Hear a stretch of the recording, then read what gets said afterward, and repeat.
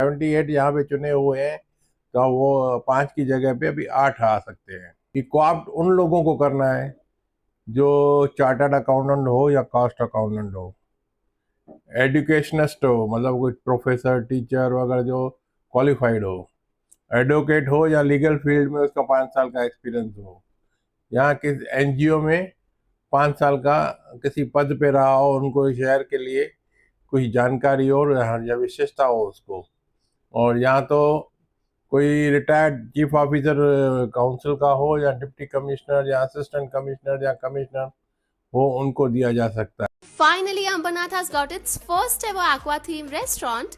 यहाँ आपको 4 different dining options मिलने वाले हैं like aqua sitting, rooftop, private dining and AC dining.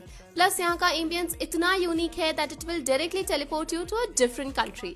This is Greenleaf जो located है अंबरनाथ पाइपलाइन रोड पे। यहाँ daily live music and DJ night होती है, प्लस फूड में वेज एंड नॉन वेज दोनों अवेलेबल है। डेली हैप्पी आवर्स भी है from 12 PM to 6 PM where you will get 15% off on food. You can also book this place for your special occasions like birthday parties, roka ceremony, engagement or family get-togethers at a fixed menu starting from just rupees 899. Booking के लिए call करें 9356952839 या 8446106828 पर। Online पर electronics products की best deal ढूंढ रहे हो तो उल्लासनगर शिवाजी चौक पर मिलेगी सबसे सस्ती डील, सिर्फ महालक्ष्मी सेल्स पर।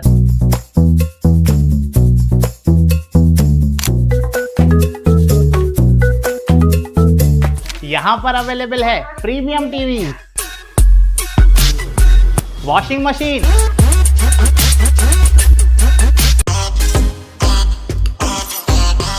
फ्रिज में भी बहुत सारे ऑप्शंस मिल जाएंगे, double door and single door में भी। AC, air cooler, TG cooler, deep freezer, आटा चक्की, laptop, water purifier, home theatre, inverter, batteries. Best offers के लिए विजिट कीजिए महालक्ष्मी सेल्स, शिवाजी चौक, उल्लासनगर 3। टाउन दर्शन न्यूज, समाचार ही नहीं विचार भी। नमस्कार, मैं अशोक पिंजानी, आप देख रहे हैं टाउन दर्शन न्यूज। आइए देखते हैं यह खास खबर। उल्लासनगर महानगर पालिका चुनाव होने के बाद अब महापौर और उप महापौर चुनाव के अलावा कोऑप्ट नगर सेवकों पर सबकी नजर है। कोऑप्ट नगर सेवकों की तादाद अब बढ़ाई गई है। नियम में क्या बदलाव किया गया है, क्या जानकारी देना चाहेंगे?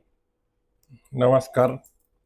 पहले ऐसे नियम थे कि मैक्सिमम 5 नगर सेवक जो है स्वीकृत सदस्य किए जा सकते थे, या तो जितनी चुनी हुई नगर सेवकों की संख्या है उसका 10% जो कम से कम संख्या में हो, तो 5 से ज़्यादा नहीं कर सकते थे। अभी 2023 में नियमों में बदलाव लाया गया है, जिसके कारण मैक्सिमम 10 स्वीकृत सदस्य हो सकते हैं, या 10% ऑफ इलेक्टेड काउंसलर, मतलब 78 यहाँ पे चुने हुए हैं, तो वो 5 की जगह पे अभी 8 आ सकते हैं।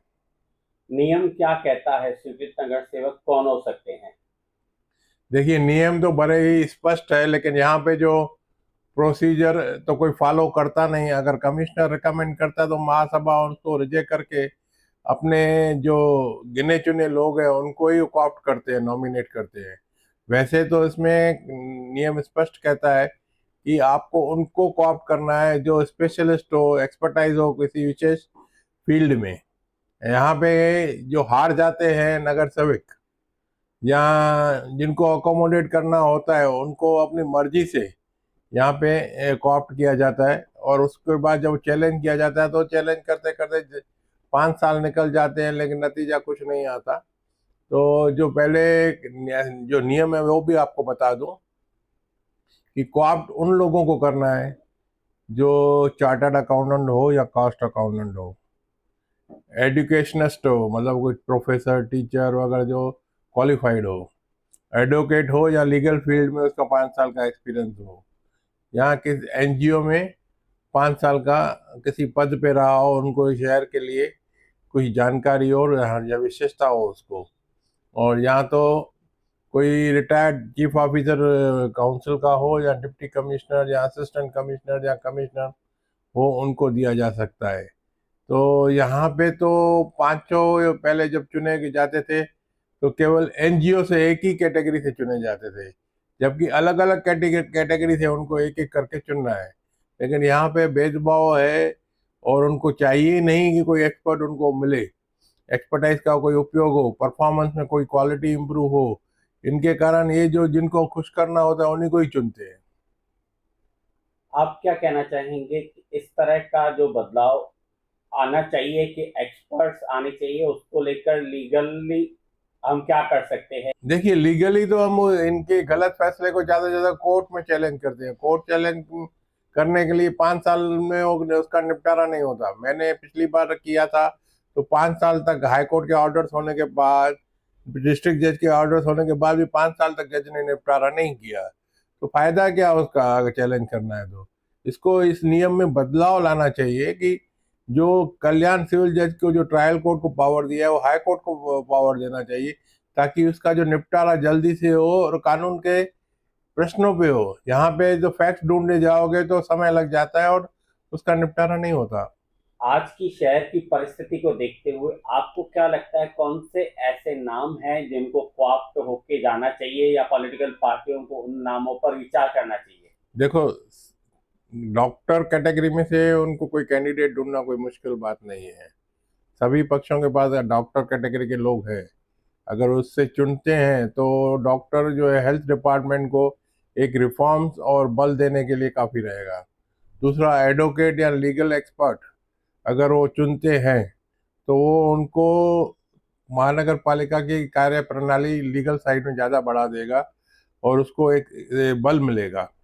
ठीक उसी तरह से अगर प्रोफेसर, टीचर या एजुकेशनिस्ट चुनते हैं तो स्कूल एजुकेशन या एजुकेशन पर्पस के लिए उनको एक बड़ा सपोर्ट मिलेगा।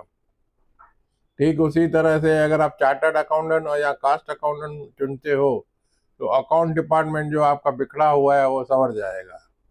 तो ऐसे ऐसे जो कैटेगरी वाइज जो है, या कोई रिटायर्ड ऑफिसर है जो क्या एलिजिबल है तो उनको चुनेंगे तो आपको प्रशासन में बल मिलेगा। तो ऐसे ऐसे कैटेगरी के लोग हैं। और एनजीओ तो आप वो चुनते हो जिसने कभी कोई काम किया नहीं, और एनजीओ में तो ये लोग ऐसे चुनते हैं जो कभी मेंबर रहे नहीं, खाली सर्टिफिकेट लेके आते हैं एनजीओ से और दिखा देंगे 5 साल के हम पदाधिकारी है। उसका कोई वेरिफिकेशन सिस्टम नहीं है वहाँ पे, तो गलत लोग भी चुन के आते हैं एनजीओ से। प्रकाश कुकरेजा जी, टाउन दर्शन से बात करने के लिए शुक्रिया। धन्यवाद। टाउन दर्शन न्यूज, समाचार ही नहीं विचार भी।